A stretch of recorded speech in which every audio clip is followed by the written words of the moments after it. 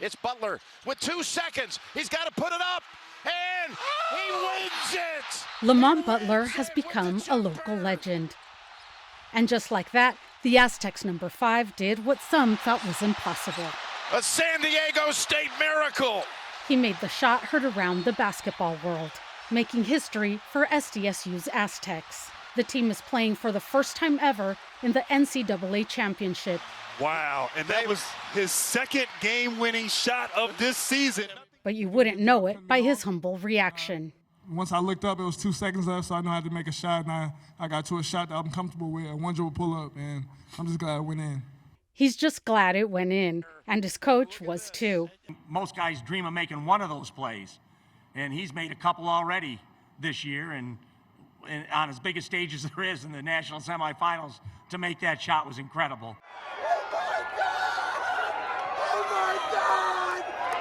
Most fans had to watch from home, but Brian Drum, better known as Fiend, a local sports personality on the Sons of Montezuma podcast, he got to live that moment at the stadium in Houston, and he says it was magical. I was hugging total strangers. We were just so overcome with joy. He says for those who know Butler, what makes this even sweeter is knowing his journey. What Lamont's had to overcome in the last year. I mean, he lost his sister, who was murdered. He broke his wrist during the season. He was also sick.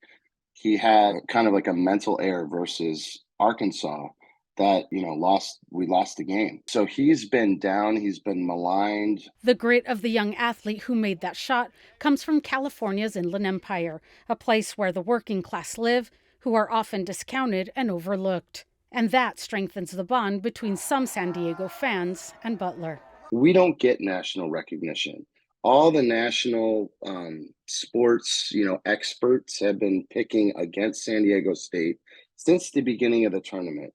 But these guys on this team have really used that as fuel to, start this run to where we're at today.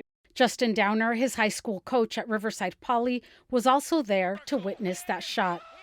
He is just an unbelievable kid. I think anyone who was at Riverside Poly or in the Riverside Inland Empire community just knows that he's not your typical basketball player personality. He's extremely humble. He says the sport has not come easy for Butler.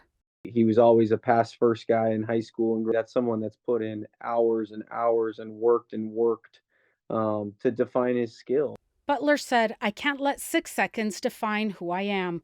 Now that quote is on a t-shirt. Coach Downer adds that no matter what happens tonight, Butler is already a champ at life. Everyone that Lamont Butler comes in contact with is a better person and inspired after meeting him. Even if this shot didn't go in, that's who he is without that shot. Kitty Alvarado, KPBS News.